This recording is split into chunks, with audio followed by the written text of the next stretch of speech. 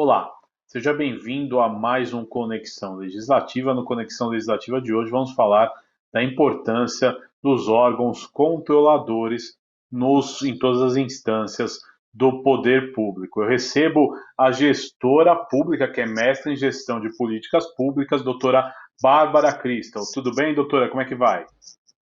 Tudo ótimo, muito obrigado pelo convite. Tenho certeza que vai ser um ótimo bate-papo aqui sobre o viés, né, das controladorias em todas as instâncias aí e dos entes federativos. Pois explica para o nosso telespectador, é obrigado que se tenha uma controladoria? Como é que funciona essa questão? Ou tem que partir de iniciativa de cada poder, de cada instância? Como é que funciona?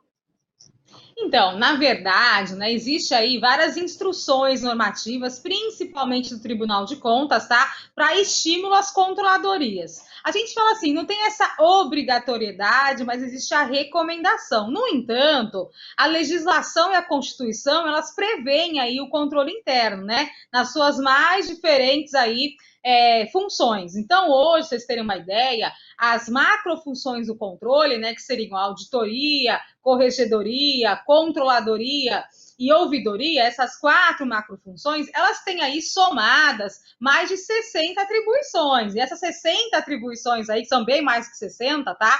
Mas essas atribuições somadas, elas conseguem gerar várias vertentes aí que atende diversas legislações que aí sim são obrigatórias. Então, qual que é a percepção, tá? A percepção no Brasil hoje é que quando você constrói um sistema de controle, você está atingindo diversos regulamentos aí, diversas leis, principalmente hoje, né? Lei de acesso à informação, LRF, tudo vinculado ao gasto público, toda a linha de punição aí aos servidores públicos, né, no perfil de corregedoria, de processo administrativo. Então, tem uma infinidades aí, principalmente para o viés de arrecadação e devolução erário público, que é a linha de auditoria, que você pode aí estar atuando e aí sim tá como é que eu vou explicar isso, né? Aí sim, desta forma, você estaria aí respondendo às diversas leis que existem, tá? Não existe essa obrigatoriedade, mas existe a recomendação. Normalmente ele é instituído por lei, tá? O prefeito pode fazer esse anteprojeto ou o projeto encaminhar ao legislativo e também pode ser aí suscitado pelo legislativo, provocado pelo legislativo para que isso aconteça. Não tem só essas duas linhas, tá? Também tem o perfil das controladorias das câmaras, que também é necessária a implementação. Só que no Brasil hoje o nosso maior déficit está mesmo nos municípios e posteriormente nos estados, né? Para você ter uma ideia, a linha de sistema de controle ela está no Brasil há anos, tá? O perfil de controle interno, ele vem desde aí, né, da época do Pedro Álvares Cabral. Então, assim, infelizmente, a gente tem aí avanços, como é que eu vou dizer isso, né, contínuos, no entanto, eles têm aí alguns retrocessos ao longo do tempo, tá? Mas hoje a gente anda bem ativo aí em relação à desburocratização, à implementação de vários órgãos, então tem toda essa questão de melhorias. Mas o que acontece hoje em relação às instruções é que acima de 20 mil municípios, 20 mil habitantes, você leva em consideração que é sim necessário um controle interno nos municípios, tá? Aí as pessoas falam, e abaixo de 20 mil habitantes não precisa? Eu vou ser muito realista, gente. Na prática, vocês vão ter que acabar criando. Por quê? Porque a legislação e os rankings que existem hoje, né? Ranking de transparência pública do Ministério Público, da CGU, o IEGM do Tribunal de Contas, eles avaliam todos os municípios praticamente de forma igualitária. Então, como é que você vai atender aí, né? Tudo que é exigido se você não tiver praticamente, analogamente, o mesmo modelo de controle? Você não consegue. Então, na verdade, na prática, você não teria a obrigatoriedade, né, para abaixo de 20 mil habitantes, mas você, para você, na prática, poder responder aí a todos os indicadores, ser uma cidade bem avaliada e, principalmente, né, cumprir todas as normas e trazer aí o impacto público necessário e a melhoria do gasto público, uma gestão mais proba, você teria que criar o mesmo modelo. No final do dia, não tem muito como fugir disso, tá? Mas, doutor, hoje os gestores públicos, né, têm órgãos como o Tribunal de Contas, que a senhora citou, em cada esfera, Uhum. e eles têm que, lógico, né, prestar contas a esses órgãos. como a controladoria ajuda no processo? Como a senhora vê, antecipa problemas futuros? Qual que é o contexto que a senhora analisa? Então, gente, as controladorias, elas têm dois perfis, tá? Elas são muito semelhantes ao perfil militar. Ele tem o braço forte e a mão amiga, né? Depende do que acontece na gestão, tá? Nós podemos ir para uma linha que é a linha de governança, a linha preventiva e a linha de fomento de controle, que é esse estímulo de promoção da integridade, que é esse estímulo dos dados ativos em todos os portais, que são as recomendações e as instruções, né, para os prefeitos e para os governadores, né, e também na questão da Câmara, para o presidente da Câmara, e várias outras possibilidades aí também podem auxiliar os vereadores para cumprir o seu papel fiscalizatório e também o seu papel na linha de governança de atendimento à sociedade. Então, tem essas duas vertentes. Só que tem esse outro lado, que seria o braço forte aí, que é o quê? Que é a linha opinativa punitiva, que vai fazer o quê? A linha de processos administrativos, o perfil aí, de fato, de estar se cobrando de toda uma gestão aí, uma gestão mais proba, um olhar muito mais eficiente, buscando fraude e irregularidade, e aí sim vai se abrir os relatórios, as investigações, vai se devolver o erário público. Então, tem os dois lados, tá? A diferença é, normalmente, um prefeito, o melhor dos mundos para ele é ele entrar numa máquina e construir a sua controladoria ainda na sua gestão, né? Por quê? Porque ele investiga a gestão anterior, então ele não dá continuidade a contratos irregulares e consegue devolver ao erário público no que está errado aí, que pode ser investigado e pode sim ter um desfecho que devolva ao erário público, e mais do que isso, ele consegue ainda na gestão dele ter um perfil preventivo e de monitoramento para que todos aí tenham a melhor gestão possível de todos os contratos, e gestor de contratos também, fiscal de contratos, a área de compras, né, toda a questão de licitações, e óbvio, né, também esse perfil de promoção da integridade pública entre os servidores, né, e mais do que isso, trazendo para a população aí serviços de eficiência e qualidade. Então, hoje, um prefeito, um governador que consegue ter essas 4 macrofunções muito bem estruturadas, ele vai ter aí uma gestão, obviamente, com muito mais arrecadação, com melhor devolução ao erário, isso é óbvio, total, e também com impacto muito grande em relação aos serviços públicos, né?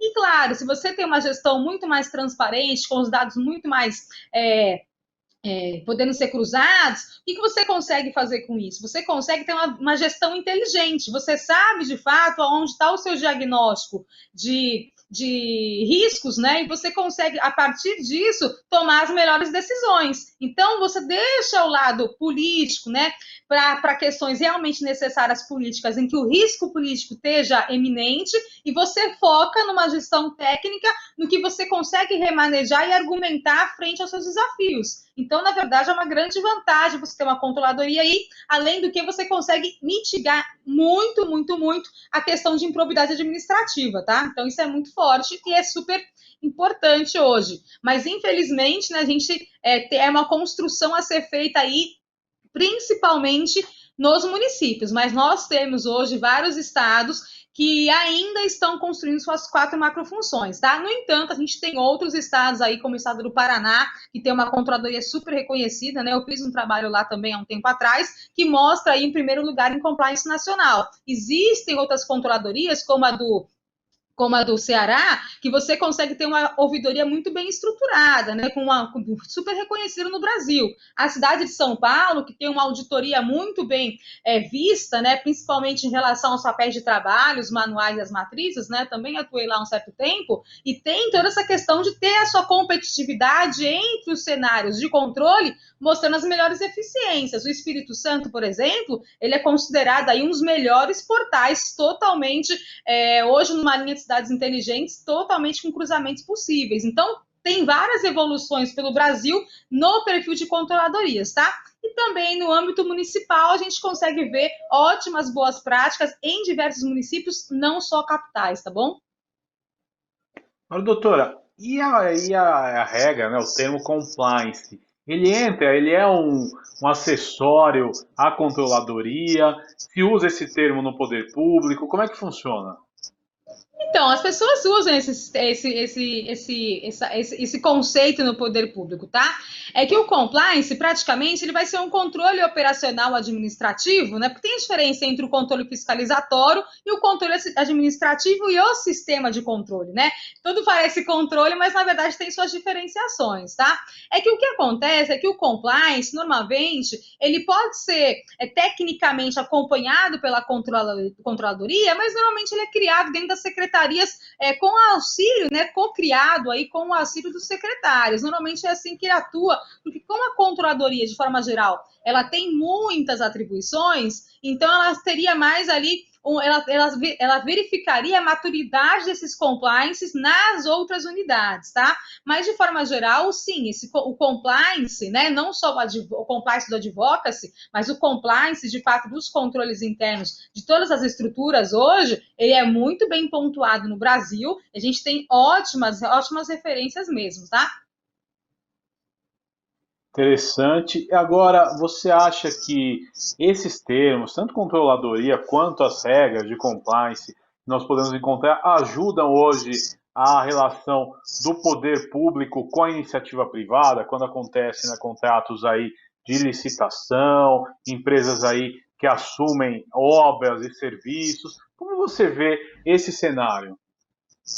Então, na verdade, é muito mais do que ajudar, tá? Hoje já é uma exigência muito grande, principalmente no perfil de due diligence, e alguns grandes contratos aí têm em relação à lei anticorrupção e diversas outras leis, as estruturas que vão participar do certame licitatório, elas também têm que ter aí o seu compliance. Então, existem algumas empresas que, é claro, né, a gente já sabe que tem ótimos compliance em diversas empresas. No entanto, existem outras que ainda não têm aí no que é considerado a estrutura ideal do compliance. Então, existem alguns certames em que a questão de se ter um compliance na empresa participante entra em relevância, sim, tá? E se atende os requisitos. Então, também tem isso hoje no Brasil. Mas mais forte do que isso é o perfil de due diligence, de fato, que você vai investigar as empresas aí. Não sei se vocês conhecem, mas coisas simples, assim, né? Vou comentar coisas simples. Existem aí nos portais da CGU, do TCU, os cadastros de empresas idôneas, né, que já estão em trânsito julgado. Então, assim, até em relação às quais empresas poderiam ou não participar. Antigamente, quando não existia aí toda essa análise, né, de várias empresas, acontecia de uma empresa que faz uma fraude em um município poder participar de outras compras, ou de um lobby, de uma associação, ou de continuar um perfil de corrupção em diversos outros municípios por não se ouvir falar daqueles apontamentos ou daquele processo. Isso era muito comum, tá? Ainda é hoje um pouco menos. Por quê? Porque os sistemas de inteligência que nós temos hoje para atuar, ele consegue em minutos, né? Em segundos, na verdade, você bate o nome de uma empresa e você consegue verificar aonde ela contratou no Brasil inteiro e principalmente se o sobrepreço que é realizado em um município também é realizado em outro. E mais do que isso, tá? Se existe um perfil de apadrinhamento político para essas regiões e para essas empresas. Então, assim, a gente está muito avançado nesse perfil aí de investigação, num perfil de inteligência, de fato, em relação às empresas privadas, com participação aí nas contratações públicas, né, ou nas compras públicas de forma geral. Agora, doutor, ainda nesse tema que eu acabei de perguntar, a Lei 8666, ela precisa, na sua visão, de aprimoramento? Como é que é o contexto que você analisa com os dias de hoje, com muitas mudanças que aconteceram e até, historicamente, muitas coisas acontecendo? Como é que você analisa essa lei? Então, né, eu não vou entrar muito no mérito da questão da lei, porque como o meu perfil é mais controle e auditoria em si, eu tenho vários textos na internet, eu tenho vários textos em vários lugares, e até eu tenho um texto publicado que foi antes da minha tese, né, que é a minha tese em área de controladoria, que mostrava que as fases da licitação não estavam bem ordenadas, né, que elas deveriam ser diferentes até para poder facilitar a gestão do risco. Porque tem essas discussões, né, mas a gente tem um mundo jurídico aí tão grande, né, tão enorme, que discute isso todos os dias, que eu prefiro me ater à questão de tudo bem, se foi determinado que existem tais ações, nós estamos conseguindo fazer com que essas ações determinadas por lei sejam cumpridas? Isso, para mim, é mais importante, a execução e, principalmente, né, o plano de ação de como executar essa legislação. Mas é óbvio que ficou evidente para a gente que a liberdade de algumas ações geraram também, infelizmente, nesse período de pandemia principalmente, teve isso, né? Todo mundo sabe, que teve aí muitos mais casos de corrupção do que o nosso normal. Então, infelizmente, mesmo você flexibilizando a lei com o intuito de salvar vidas, você acabou dando oportunidade, né? Dando oportunidade a ações fraudulentas gigantescas, né? E aí, infelizmente, além de a gente ter um gasto público ineficiente, ter desvio das verbas, ainda a gente teve aí muitas mortes por conta de não entrega de respiradores ou compras fakes, né? E também essa questão do sobrepreço enorme. Então, assim, teve várias ações. Então, é por esse ponto que eu não gosto muito de me aprofundar nisso. Às vezes a ideia jurídica é muito boa, mas na prática, na execução, infelizmente, o perfil aí que é conhecido, né, como perfil do fraudador internacional, que é comum, né, é uma análise realmente caracterizada, mostra que em ambientes de oportunidade, aquelas pessoas que têm apetite a risco ou que têm interesse aí, de fato, do desvio, elas sim vê ali como uma oportunidade para fazer ação, mesmo em questões extremas, né, de calamidade pública e orçamento de guerra. Então, como tem essas questões, que é a parte que eu atuo, para mim fica complicado colocar isso, né? A flexibilização é importante, mas na prática, né, no final do dia, a gente viu que o problema está na execução da lei, não importando qual é a lei, porque muitas das coisas que eram criticadas em relação a licitações, nesse período de pandemia, foi flexibilizado. No entanto, o resultado foi pior, né, do que a gente tinha antes. Até em relação à saúde das pessoas e à vida das pessoas, entende por que eu estou colocando isso? Porque às vezes tem toda essa questão, né? No papel tudo é lindo, na prática, infelizmente, a gente tem o desvio de conduta, né? Exato, doutor. Agora, dentro disso, né, as controladorias, elas podem ser em qualquer instância. Doutor, é legal a gente explicar isso para o nosso telespectador, que a gente ouve muito, né, a Controladoria Geral da União, por exemplo, e Controladoria Geral de alguns estados, mas em qualquer instância ela pode ser implantada? Sim, nos municípios, né, as controladorias de Câmara, controladoria estadual, controladoria federal, a gente tem mais do que apenas as controladorias gerais, tá? A gente tem aí, dentro do perfil de sistema de controle, eu sempre gosto de falar de sistema de controle e não de controladoria. Por que eu não falo só de controladoria, tá? Porque a controladoria, ela, como sistema de controle, ela tem a macrofunção controladoria como uma das ações do sistema de controle, tá? Por que isso? Porque eu preciso ter uma porta de entrada para poder ter atuação, né? Porque o perfil do sistema de controle, ele atua assim, sistemático e assistemático. Então, o que é isso? Denúncia pura, né, que vem da sociedade, que vem aí dos vereadores, que vem aí de todo mundo que quer participar, trazendo as denúncias das irregularidades, das fraudes. E o outro perfil é o perfil de matriz de risco, que é o perfil de priorização, que é o perfil de gestão de risco, que vai fazer o quê? Vai te dar aí um diagnóstico de que forma você deve atuar para encontrar as fraudes e irregularidades e também, né, não só a parte da fraude e irregularidade, mas assim, irregularidades simples ou melhorias de processos ou redesenhos de processos que são necessários, tá? Uma linha mais de governança. Então, como tem esses dois viés, nós temos, de fato, aí as 4 macrofunções para essa atuação. Então, em que momento ela pode atuar? Em todos os entes federativos, tá? Município, estado e federação. As mais conhecidas, de fato, são as controladorias geral da União, né?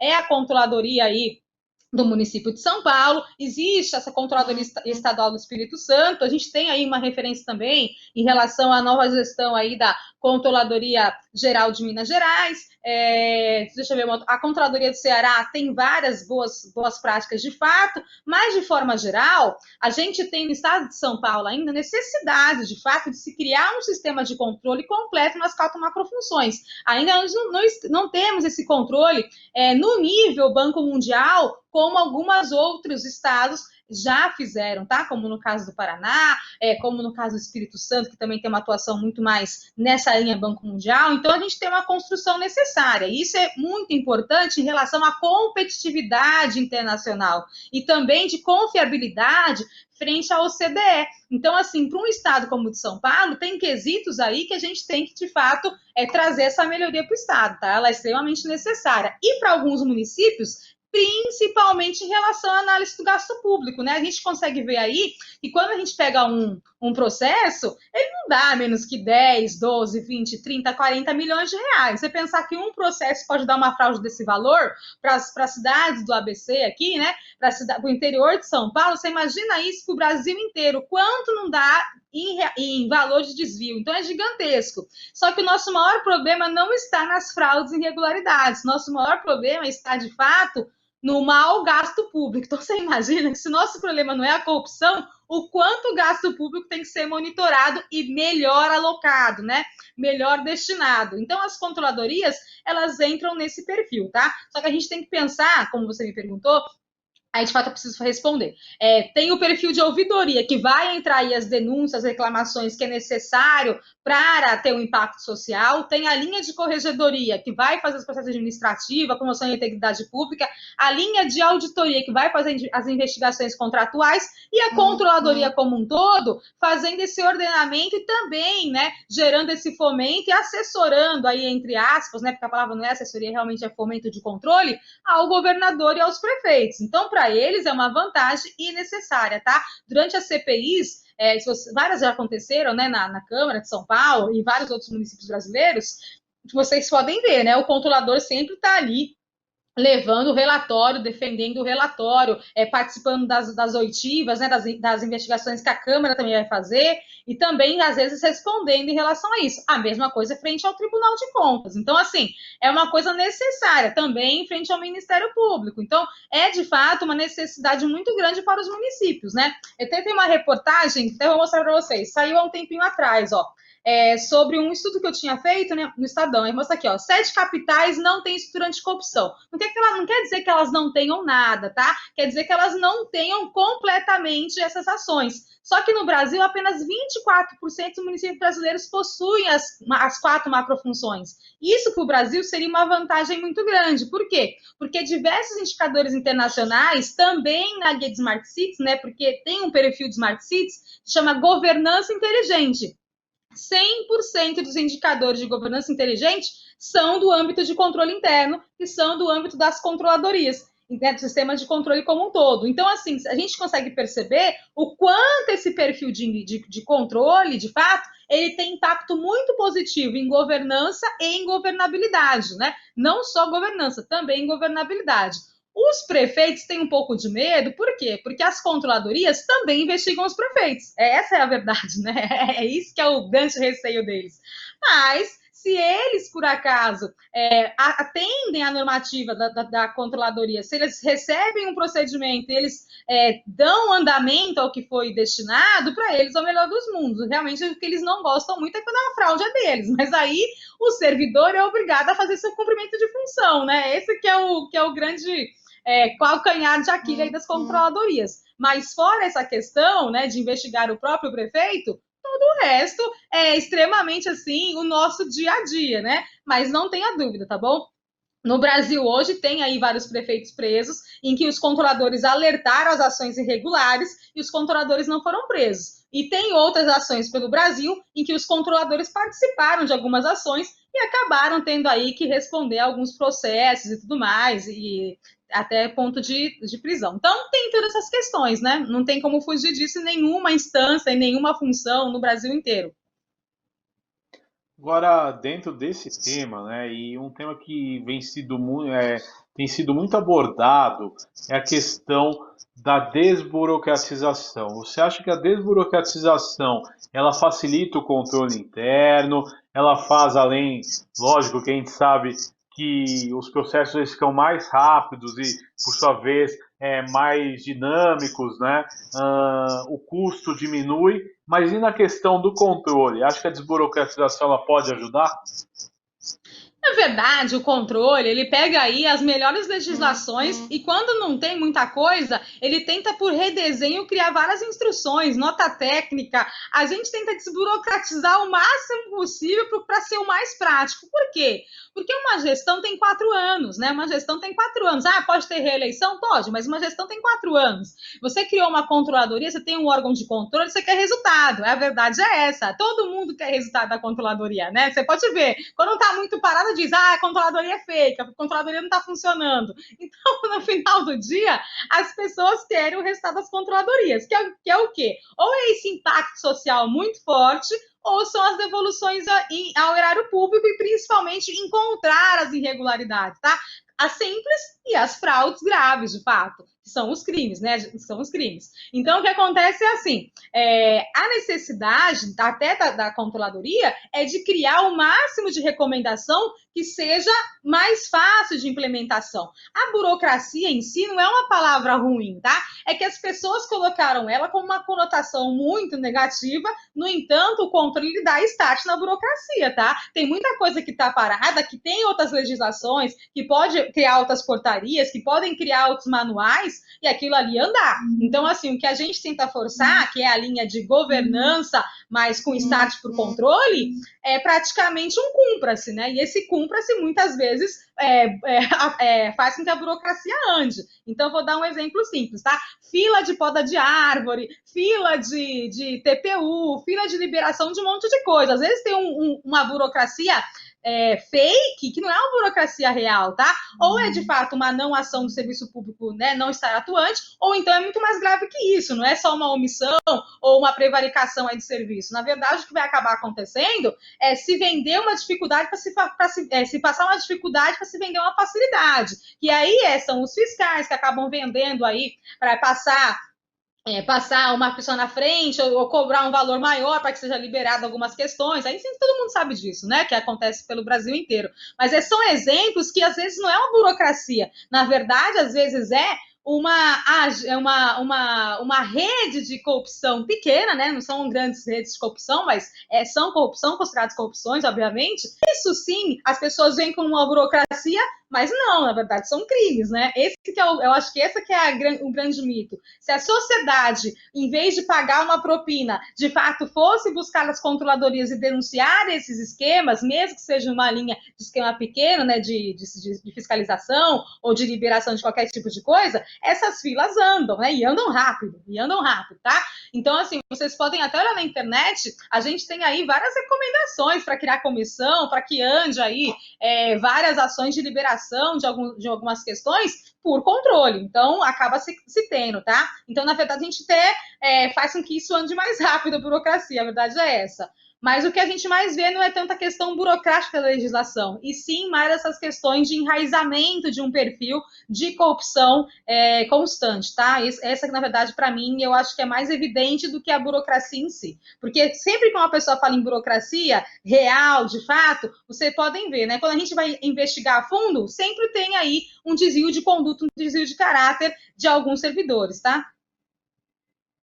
Agora, doutora, já estamos até caminhando para os momentos finais desse programa, dessa conexão legislativa, mas eu gostaria que a senhora explicasse, né, como se cria uma controladoria, quais os processos aí para uma entidade, um órgão, né, na verdade, criar uma controladoria.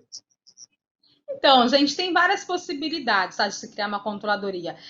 Vou dar alguns exemplos, tá bom? Claro que o óbvio é que é por lei, tá? Isso aí a gente já tá sabendo. Mas estou querendo dizer assim, na prática, existem alguns perfis, tá bom? Ou a gente vai criar uma estrutura interna com que já existe no município. Então, por exemplo, eu vou ter aí servidores da fazenda, contadores, eu vou juntar aquele grupo e vou começar a criar um perfil de controladoria e, posteriormente, né, criar aí um planejamento estratégico para poder pensar, porque assim, até se criar, tem que pensar que estrutura eu preciso, de fato, para aquele município. Eu preciso fazer um diagnóstico se são 3 auditores, 4 auditores, 10 auditores ou 100 e poucos auditores, como tem em São Paulo. Então, eu preciso saber, de fato, qual é a minha capacidade, né? Como é que vai ser aí o meu planejamento para a construção dessa controladoria.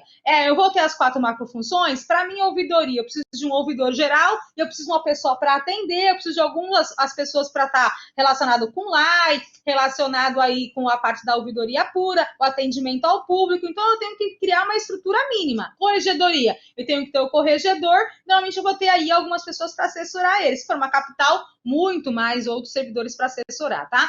se a linha de auditoria, um auditor não assina nada sozinho. Eu tenho que ter o cargo concursados, né? Não tenho que ser os concursados para poder assinar alguns processos, papéis de trabalho. No entanto, eu também tenho que ter aí algumas relações com comissionados por conta de algumas diretrizes que precisam de um fôlego, de um perfil de democracia para se mudar algumas diretrizes de tempo em tempo. Então, o que a gente normalmente fala, tá? Vocês vão ficarem assustados. Com 6 pessoas, você faz uma controladoria que entrega ao erário público, tá? Com 6 pessoas, você consegue fazer isso. Só que a realidade brasileira, na verdade, não está tanto na quantidade de pessoas, e sim no nível, né, de capacitação que essas pessoas precisam. Por quê? Porque elas analisam todas as secretarias. Esse é o problema, tá? Então, o que é o ponto? Eu preciso entender qual é a minha diretriz como prefeito na controladoria que eu estou criando e qual é a minha meta. Vamos supor que eu quero apostar em transparência pública. Então, é óbvio que a linha de transparência eu vou ter muito mais servidores. Então, essa construção, para mim poder pensar na lei, né, de criação da minha controladoria, eu tenho que pensar anteriormente na minha estrutura. E, normalmente, a gente tem aí um test drive aí com os servidores da máquina construindo minimamente algumas ações de controle interno. Aí, posteriormente, se fazendo a lei de criação, passando na Câmara essa aprovação. Normalmente eles vão discutir os cargos e salários, vão dizer que está muito alto, vão dizer que está baixo, vão dizer que não pode comissionado, vão dizer que não pode, que tem que ter mais concursado, que tinha que ter um concurso público. É o que acontece em tudo quanto é lugar, tá? Aí acontece, vai chegar a um valor aí que hoje a gente tem o Conselho Nacional de Controle Interno, que tem o seu livrinho lá, que mostra mais ou menos qual é o valor por região dos cargos aí, com essas defesas, normalmente, né, os vereadores, né, ou no caso da Câmara, vai aí poder concordar com aquele valor, vai ver se a quantidade de fato está ali, mas eu acho que o ponto, na verdade, a defesa da controladoria está mais no quantas vezes uma controladoria se paga, tá? Uma auditoria, às vezes, paga uma controladoria anos, né? 10 vezes, 15 vezes, até 100 vezes. Então, na verdade, não é um gasto desnecessário, tá? Na verdade, é um gasto que te traz muito benefício. Essa que é a realidade. Mas, de forma geral, é isso. Você vai criar uma estrutura mínima, vai fazer um planejamento estratégico, vai pensar nos papéis de trabalho, em relação à quantidade de servidores, e vai acabar aí criando um projeto e enviando à Câmara, e eles vão acabar aprovando e vai conseguir criar essa controladoria aí. O ideal é ter autonomia e independência e ser praticamente uma secretaria própria ou status de secretaria, tá? Quando a gente não tem isso, a gente fala que é um retrocesso do controle. Tem muita gente que fala, mas não existe um arranjo institucional realmente claro. Realmente, isso não existe. Mas para ter autonomia e independência, você tem que ter orçamento próprio, né? Então, assim, você tem que ter papel de trabalho que o sigilo em algumas determinações, como é o de corregedoria e algumas questões de auditoria, sejam preservadas. Então, assim, tem todos esses quesitos que sim se levam em consideração para se analisar uma maturidade de controle, se uma controladoria de fato é eficiente ou não. Então, tem todas essas questões, tá? Não adianta, como muita gente prega no Brasil, se criar uma lei, se ter a lei aprovada, se criar um cargo, se colocar um chapeuzinho de chefe, né? E falar, eu tenho uma controladoria que não entrega nada. Isso não é ter uma controladoria, isso é ter uma estrutura de controladoria, tá? Se os meus indicadores não são atingidos, né, se os meus relatórios não estão no portal, se os meus servidores não estão produzindo, aquela controladoria, ela só existe, né? Ela não tem eficiência, eficácia, efetividade, economicidade, nada do tipo.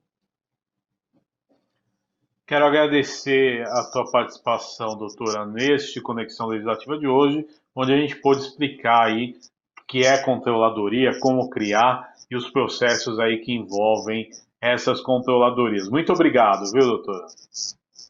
Não, muito obrigado vocês. E eu acho que é um tema assim extremamente importante, porque de fato eu falo isso para vocês, tá? No Brasil hoje a gente tem uma necessidade muito grande de estímulo às controladorias. Eu até agradeço você ter me convidado para falar desse tema, porque é um tema importantíssimo, inclusive no estado de São Paulo, tá? Existe aí um programa do governo do estado que fala sobre as parcerias, né, entre os municípios e o governo, e também teve aí algumas capacitações para a criação de controladorias em diversos municípios. Então tem aí uma grande necessidade, né, até para quem está assistindo a gente, são alguns vereadores dos municípios brasileiros e para quem está na Câmara hoje também do Estado de São Paulo, que se tenha esse incentivo até em relação ao governo do Estado e também as controladorias do Estado, porque é muito ruim, né, eu até falo para vocês, é muito ruim quando a gente vai para o Brasil inteiro, aí o pessoal fala, mas e São Paulo? E os municípios de São Paulo, como estão? Então, assim, né, quanto melhor os municípios de São Paulo estiverem, melhor para nós, com certeza principalmente em relação aos outros indicadores.